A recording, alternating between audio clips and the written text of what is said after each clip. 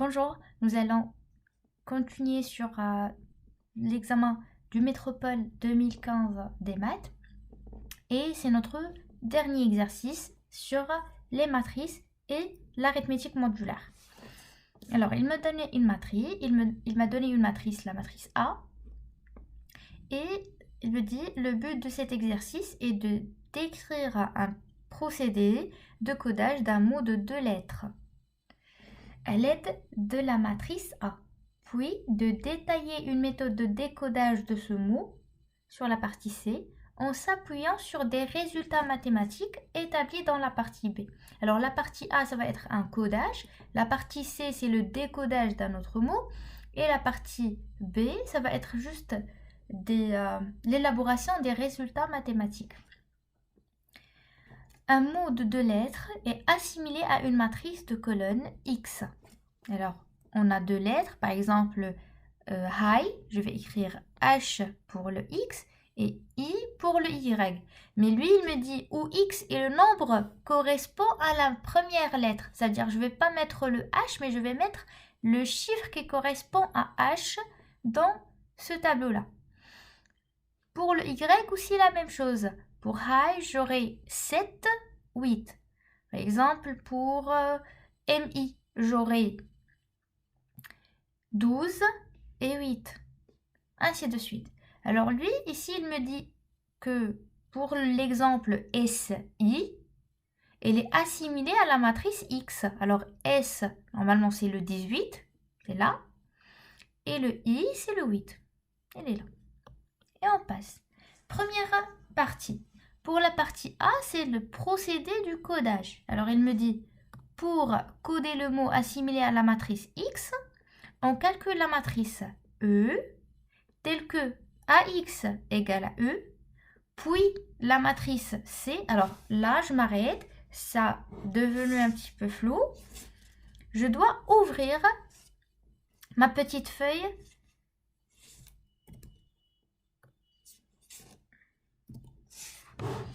et je vais noter toutes les informations qu'il va me donner. Première information, c'est que la matrice X, il contient quoi? Il contient la valeur des lettres ou bien la correspondante des lettres du mot à coder, le mot que je veux coder. D'accord, ça c'est la matrice X. J'ai petit x et petit y. Alors il me dit, on calcule la matrice U. D'accord, comment je vais calculer cette matrice? Il me dit que la matrice U, c'est le produit matriciel A fois X. Alors je vais chercher la matrice A d'abord. Il me dit que A, c'est la matrice 4, 1, 3, 2. Parfait. Alors pour trouver la matrice U, je dois calculer le produit A fois X. Pour trouver le petit U et petit V. D'accord. Deuxièmement, puis la matrice C. Alors, puis je dois trouver une autre matrice. C'est la matrice C. Où les nombres C et D sont les restes respectifs de la division euclidienne. Alors, reste d'une division euclidienne, directement, je pense, au modulo. Alors, il me dit que C et D sont des restes d'une division euclidienne par 26. Alors, C, c'est un reste de la division de quelque chose par 26. D aussi, c'est le reste de la division euclidienne de quelque chose par 26. Par des nombres U et V. Alors, C, c'est pour le U et V pour le petit d. Alors, le U, c'est de la matrice grand E et V de la matrice grand E. Je prends ces chiffres-là, je les divise par 26 et je prends le reste. D'accord. Alors là, il me dit le mot de 2 lettres assimilé à la matrice C selon le tableau de correspondance précédent. C'est-à-dire C et D sont les 2 lettres du mot codé. Alors moi, une fois que je trouve la matrice C, C et D, je vais revenir à ma table et je trouve la lettre qui correspond à ce chiffre et la lettre qui correspond au chiffre D. D'accord. Alors, on a dit la première étape, c'est ça. Deuxième étape et troisième étape. Il me demande de déterminer le mot codé correspond au mot SI. Alors déjà, il m'a donné la matrice pour SI. J'ai le X, c'est 18, 8. Je dois le multiplier fois 4, 1, 3, 2, fois la matrice A. Et je calcule. Ça va vous donner 80 et 70. Une fois que je fais le calcul, je vais revenir ici et j'écris 80 et 70 congrue. Pour la congruence, je ne casse pas la tête. J'ouvre ma calculatrice et je vais faire 80 modulo 26. Ça me fait 2. Alors 80 égale 2 modulo 26. Je passe la suivante. Même chose. 70 modulo 26. Ça me donne 18. Sinon, si vous ne voulez pas la faire avec la calculatrice et vous voulez la faire manuellement, qu'est-ce que je vais faire? J'ai ici les 80, je dois la diviser par 26. Alors, 80 divisé par 26, ça va vous donner 6.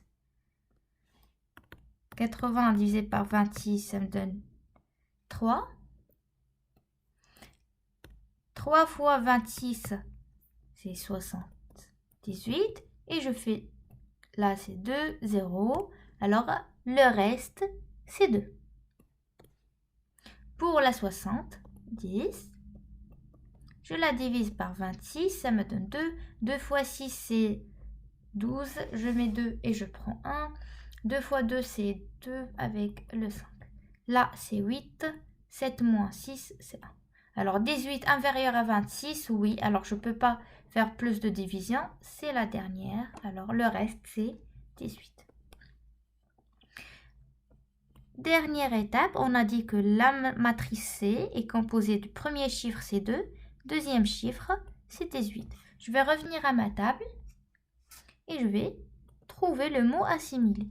Le 2 correspond à B et 18 correspond à S. Alors, si je veux dire SI, je dois la coder en BS.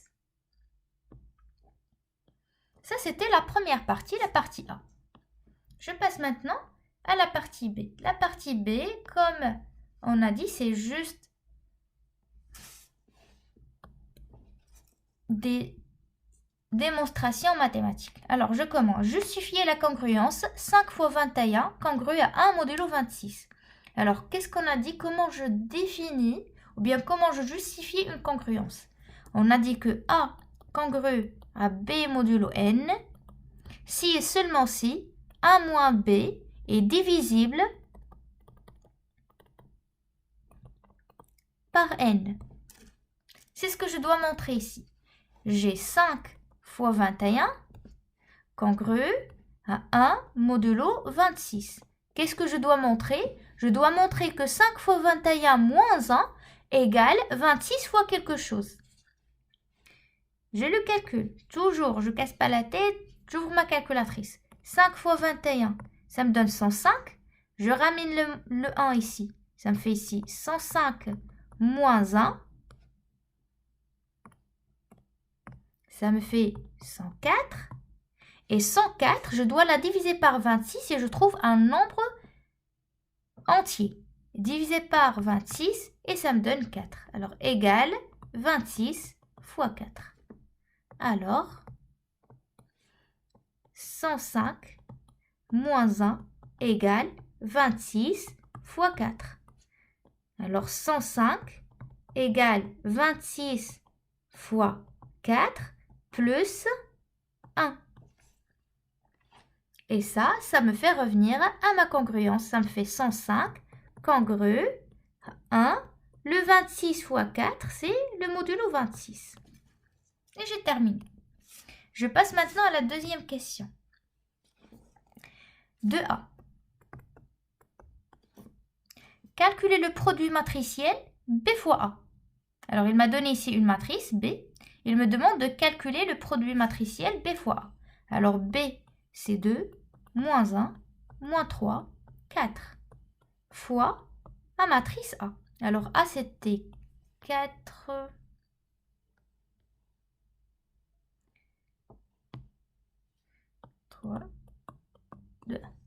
Je calcule le produit matriciel. Alors, pour le produit matriciel, lors d'un examen, vous le faites à la calculatrice. Par contre, moi ici, je vais le faire manuellement, juste pour vous expliquer la méthode de faire un produit matriciel. Pour un produit matriciel, je fais la ligne fois la colonne. Cet élément-là, c'est l'élément première ligne, première colonne. Alors, je dois multiplier la première ligne de celle-là fois la première colonne de l'autre. Ça me fait 2 fois 4, c'est 8, plus moins 1 fois 3, ça fait moins 3. Alors 8 plus moins 3, ça me fait 5. Cet élément, c'est la première ligne, deuxième colonne. Alors je prends cette première ligne et je la multiplie fois la deuxième colonne. Alors première ligne, deuxième colonne, je fais 2 fois 1, ça fait 2, plus moins 1 fois 2, ça me fait moins 2. Alors 2 plus moins 2, c'est 0. Je passe à la suivante. Deuxième ligne, première colonne. Je prends la deuxième ligne de celle-là, je la multiplie fois la première colonne de l'autre. Moins 3 fois 4, ça me fait moins 12. Plus 3 fois 4, c'est plus 12. Ça me fait 0. La suivante, j'ai la deuxième ligne fois la deuxième colonne. J'ai moins 3 fois 1, c'est moins 3.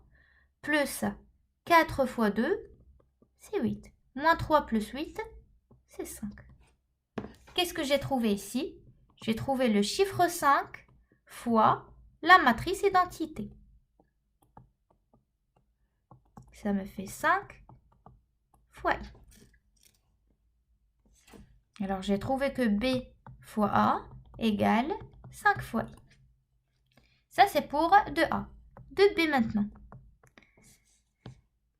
Et c'est toujours les mêmes questions, la même procédure. Il vous demande si AX égale à U, montrez que quelque chose. Alors, j'ai A fois X égale à U. Toujours, je multiplie les deux côtés fois B. Ça me fait B fois A fois X égale B fois U. Alors, B fois A, on l'a déjà trouvé, c'était 5. I fois X égale B fois U. I, on a dit que c'est un élément neutre. C'est comme si j'ai ici le chiffre 1. Je l'enlève. Ça me fait 5 fois 1 fois X, c'est 5X. Égale B fois I. Et c'est ce qu'il m'a demandé de démontrer. Ça, c'était la partie B. Je passe maintenant à la partie C. Et c'est la partie que vous détestez le plus. C'est les congruences.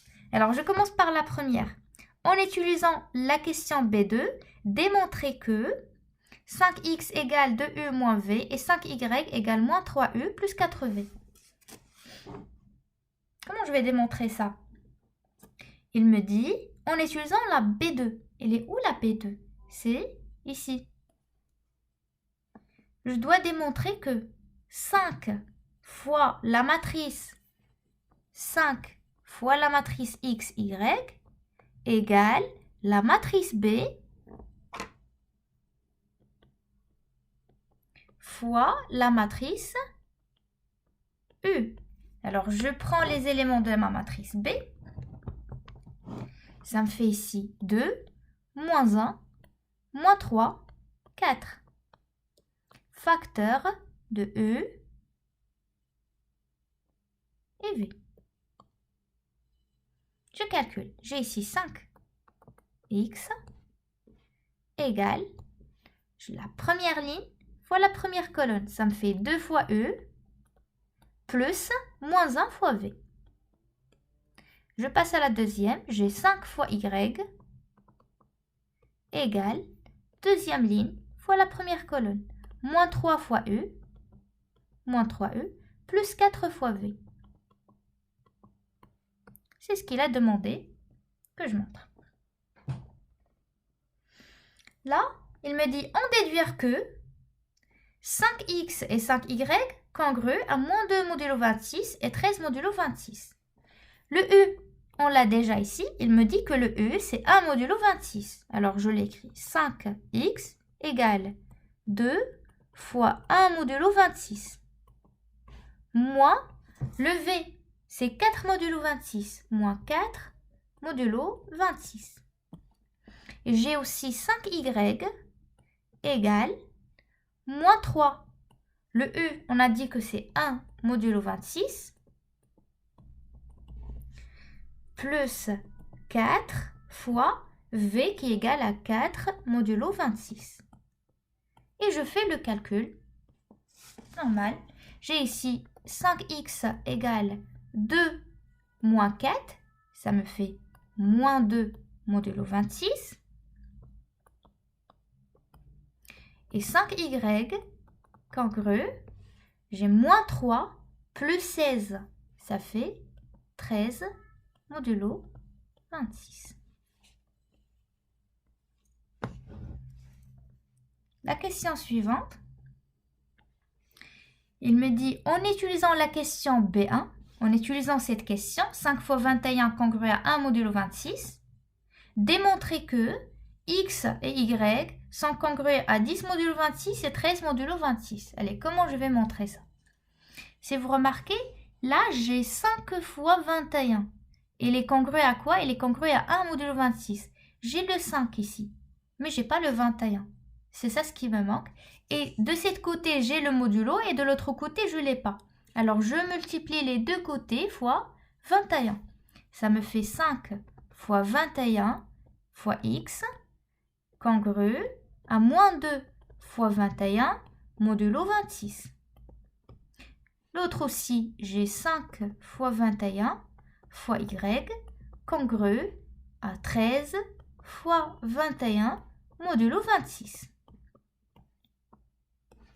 5 fois 21, on a déjà montré qu'il est congrué à 1 modulo 26. Alors, je peux mettre ici 1 modulo 26.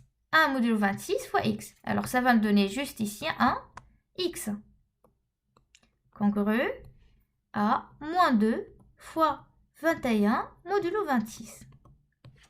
De l'autre côté aussi, j'ai 1 fois y modulo 26, ça me fait y congru à 13 fois 21 modulo 26.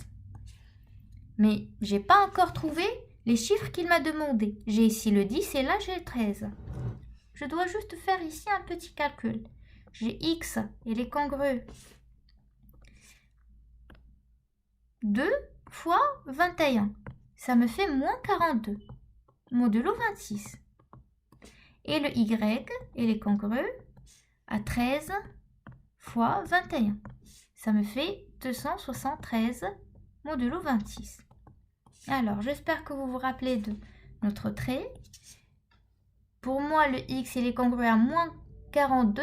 Et moi, j'ai dit que le reste, il ne peut être que entre 0 et 26. Il est inférieur strictement à 26 et supérieur ou égal à 0. Et moi, je suis ici. Je suis sur le moins 42. Comment je peux le ramener dans mon intervalle? Je dois faire des plus 26 ou revenir avec moins 26. Alors, bien sûr, pour y aller au côté positif, je dois rajouter. Alors, je vais faire moins 42 plus 26. C'est toujours négatif, je ne suis pas dans mon intervalle. J'ajoute encore un autre 26, plus 26. Et ça me fait 10. Le 10, est-ce qu'il est dans mon intervalle? Oui, alors je le prends. Je fais x congru à 10 modulo 26. Maintenant pour le 273. On est là. On est très loin du 26. Mais pour revenir, je dois faire des moins 26 successives. Alors c'est clair que je ne peux pas faire des moins 26 à chaque fois. Alors je vais enlever directement un multiple de moins 26. Je vais enlever directement moins 206. J'ai 273 moins 206. Ça veut dire que j'ai enlevé 10 fois 26. Ça me donne 13. 13, elle est dans l'intervalle, alors oui, je le prends. Y congru à 13 modulo 26. Et j'ai terminé. J'espère que c'était clair. Et maintenant, je vais passer à un autre exercice sur les suites. Ça fait aussi une petite combinaison entre les suites et l'arithmétique. Mais cette fois-là, ce n'est pas de l'arithmétique modulaire, c'est la numération. Suite et numération.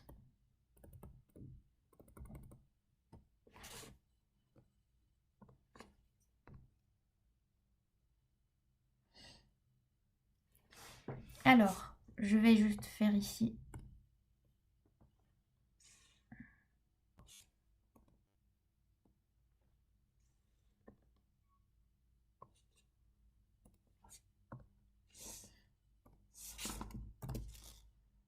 C'est un exercice très simple, mais les questions ne sont pas si claires. Alors, j'explique. Cet exercice, il va étudier la suite UN, dont les termes sont définis par leur écriture en base 2. Alors déjà ici, ça peut paraître difficile parce qu'il me parle d'une suite, mais qui est dans la base binaire. Et vous allez dire, mais on n'a pas vu les suites de la base binaire. C'est normal. Alors, ne paniquez pas.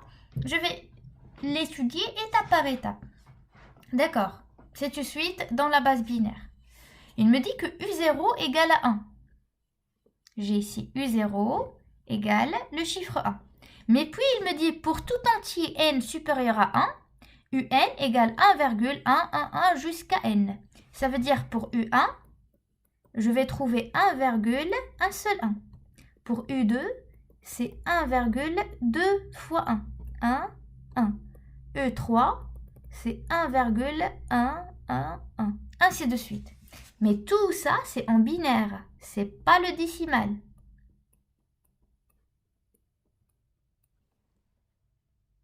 Je passe. Première question.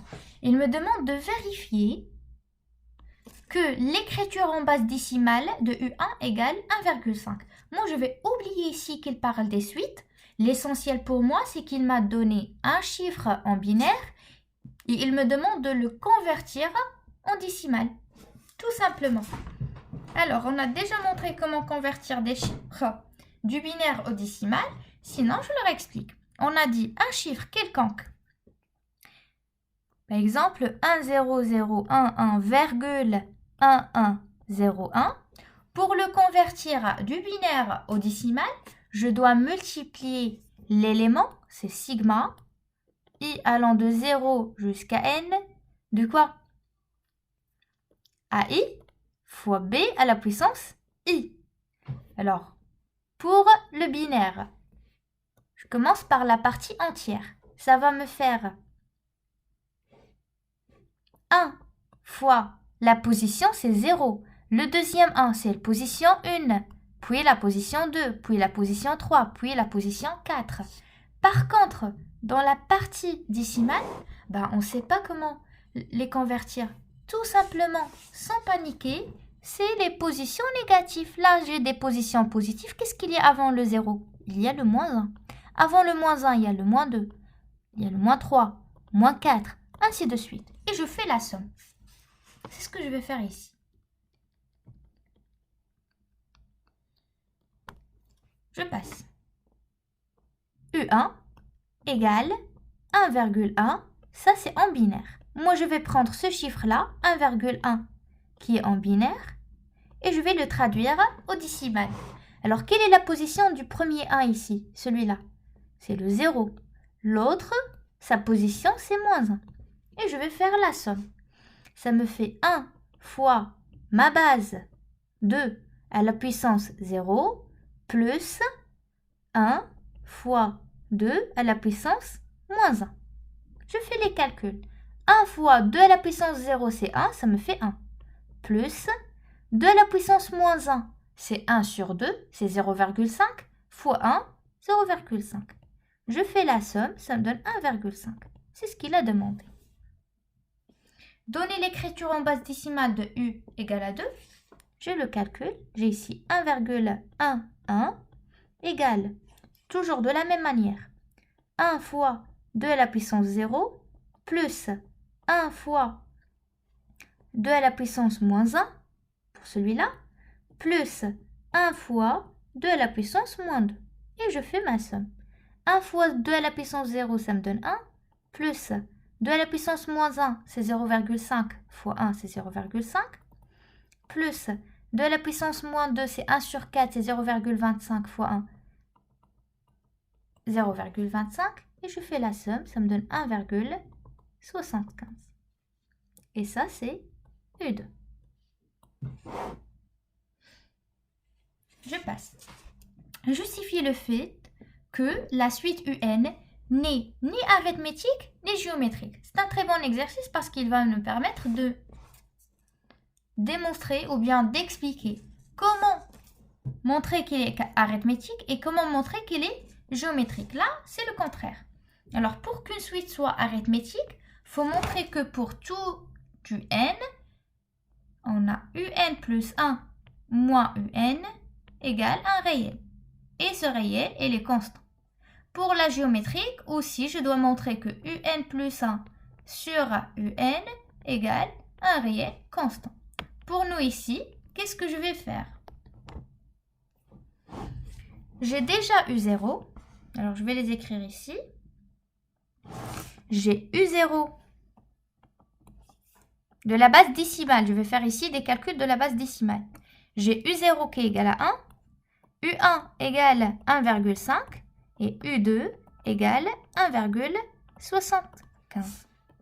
Je commence pour montrer qu'il n'est pas arithmétique. Alors, j'ai U1 moins U0, ça me donne 1,5 moins 1, c'est 0,5. U2 moins U1, je dois trouver 0,5 pour dire qu'elle est arithmétique. Si je trouve un autre chiffre, alors elle n'est pas arithmétique. Ça me fait 1,75 moins 1,5, ça donne 0,25. C'est différent, alors R1 différent de R2, alors pas arithmétique. Maintenant, pour montrer qu'elle n'est pas géométrique, de la même manière, je vais calculer U1 divisé par U0, ça me fait 1,5 divisé par 1, c'est 1,5. Ça, c'est Q1. Je calcule maintenant U2 divisé par U1. Ça me fait 1,75 divisé par 1,5. Ça va vous donner 1,3, je pense. Allez, on le calcule pour être sûr. 1,75 divisé par 1,5. Ça me donne 1,16. Ça, c'est Q2. On a Q1 différent de Q2, alors pas géométrique. Et c'est parfait.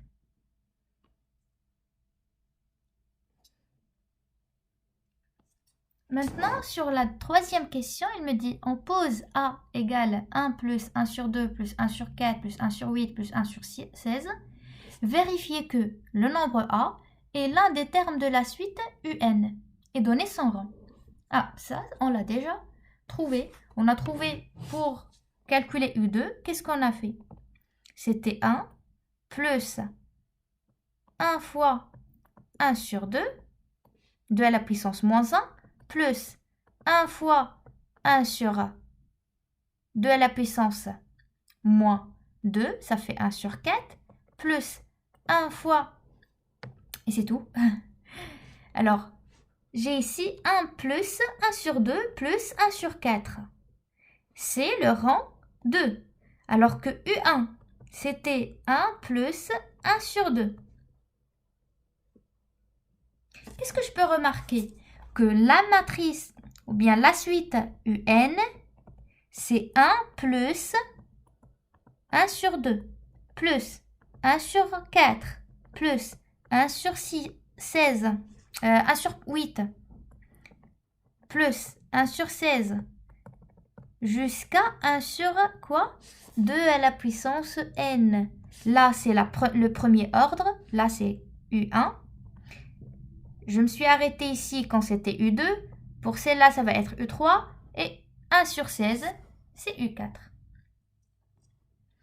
Alors, 1 sur 16, oui, c'est un terme de la matrice UN. Quel terme? C'est le terme U4. Je vais le montrer. J'ai ici U4 égale 1,81. 2, 3 et 4. Ça, c'est en binaire. Si je veux l'écrire en décimal, ça va me faire 1 fois 2 à la puissance 0, c'est 1, plus 1 fois 2 à la puissance moins 1. Ça me fait 1 sur 2. Plus 1 fois 2 à la puissance moins 2. Ça me fait 1 sur 4. Plus 1 fois 2 à la puissance moins 3. Ça me fait 1 sur 8. Plus 1 fois 2 à la puissance moins 4, c'est 1 sur 2 à la puissance 4, c'est 16. Ça, c'est U4. La suivante, déterminer l'écriture décimale du nombre A. Vous allez juste faire ici un calcul. Alors, vous calculez 1 sur 2 plus 1 sur 4 plus 1 sur 8 plus 1 sur 16. Vous faites la somme et vous allez trouver le U4. Maintenant, il me dit qu'on admet dans cette question que pour toute n supérieure ou égale à 0, un, c'est ce qu'on a trouvé. 1 plus 1 sur 2 plus 1 sur 2 le tout au carré jusqu'à 1 sur 2 à la puissance n. Démontrer que pour toute n supérieure ou égale à 1, on a un égale 2 moins 1 sur 2 à la puissance n. Alors, il me dit que je dois utiliser ce formulaire. Je supprime juste là. On a un égale 2 moins 1 sur 2 à la puissance n. Lui, qu'est-ce qu'il me dit? Que cette expression égale à quoi? À 1 moins. Il est où le que dans mon expression?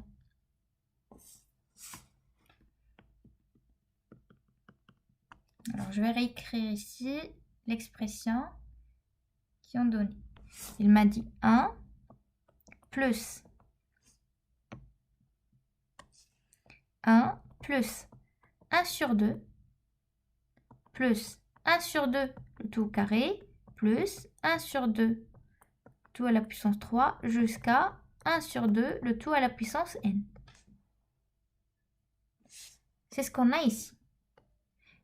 Qu'est-ce qui remplace que ici? C'est le 1 sur 2. C'est clair. Alors, égal. Quand je trouve que, je vais la remplacer par 1 sur 2. Et je trouve que 1 un égale 1 moins que, c'est 1 sur 2, mais à la puissance n plus 1. n plus 1. Divisé par 1 moins 1 sur 2. Et je vais la calculer doucement. Je mets ici un égal. Après, 1 moins 1 sur 2. Ça me fait 2 moins 1 sur 2. En haut, je garde mon 1 moins 1 sur 2 à la puissance n plus 1. Cela me donne ici 2 moins 1, c'est 1 sur 2. Et en haut, j'ai 1 moins 1 sur 2, le tout à la puissance n plus 1. Maintenant, quand on a un chiffre sur une fraction, b sur c, qu'est-ce qu'on fait? Ça égale mon numérateur fois l'inverse de du numérateur. Ça me fait c sur b. C'est ce que je vais faire ici. J'ai ici égal 1 moins 1 sur 2 à la puissance n plus 1. Tout ça, facteur de quoi? De l'inverse de 1 sur 2. Alors, je prends le 1 sur 2, je l'inverse. Ça me donne 2 sur 1. Et je fais mes calculs. Ça me fait 1 fois 2, c'est 2, moins 2 fois 1 sur 2 à la puissance n plus 1. On est proche. Le 2, on l'a déjà, mais ici, il y a quelque chose à changer. J'ai ici n plus 1. 1 sur 2 à la puissance n plus 1. Ça égale à combien? Ça égale à 1 sur 2 à la puissance n fois une autre fois 1 sur 2. Je vais les dispatcher. Ça me donne 2 moins 2 fois 1 sur 2 fois 1 sur 2 à la puissance n. N fois et 1. Ça veut dire, je l'ai multiplié fois lui-même n fois et je rajoutais une autre fois. 1 sur 2. Ça me fait 2 moins 2 fois 1 sur 2. Ça me fait 2 sur 2, c'est 1. Alors, ça devient ici 1. 1 fois 1 sur 2 à la puissance n. Ça me reste 1 sur 2 ici à la puissance n. Et c'est ce qu'ils ont demandé. C'est ce qu'ils nous ont demandé de montrer. Que un égale 2 moins 1 sur 2 à la puissance n. La dernière question, il vous demande de déterminer la plus petite valeur de n telle que un est supérieur à 1,999. J'ai 2 moins 1 sur 2 à la puissance n. Ça, c'est un. Je dois montrer pour quelle valeur n il va être supérieur à 1,39. Supérieur à 1,99. Moi, qu'est-ce que je cherche? Je cherche ce petit n là. Je vais faire passer le 2 à l'autre côté. Ça me laisse moins 1 sur 2 à la puissance n supérieur à 1,999 moins 2.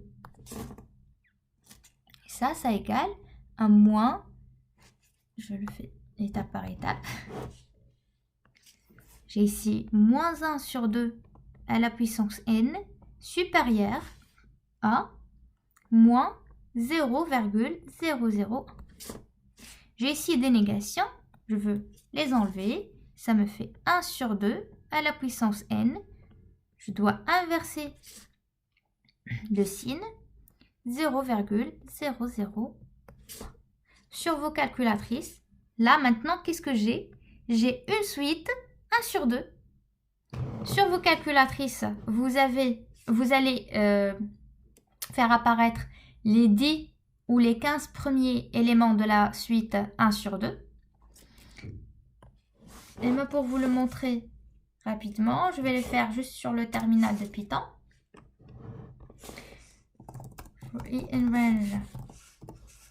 Je vais vérifier les 20 premiers termes. Je veux qu'il m'affiche print «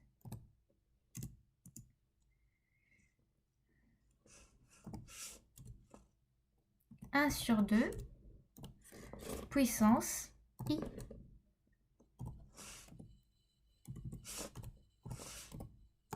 Pour ne pas calculer à chaque fois les rangs, je vais afficher directement le i.